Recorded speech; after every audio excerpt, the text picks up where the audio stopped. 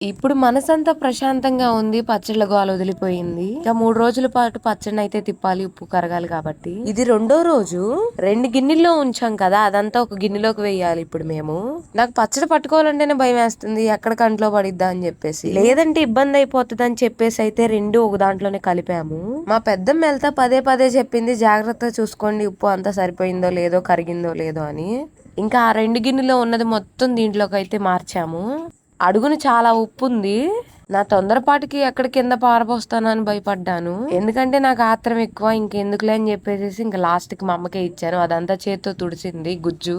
మళ్ళీ అంతంత డబ్బులు పెట్టి అయితే పచ్చడి పట్టాము, నువ్వు అన్ని పారబోసి ఆగం చేస్తావు అని చెప్పి మళ్ళీ నన్ను ఎదురుతారు వీళ్ళు.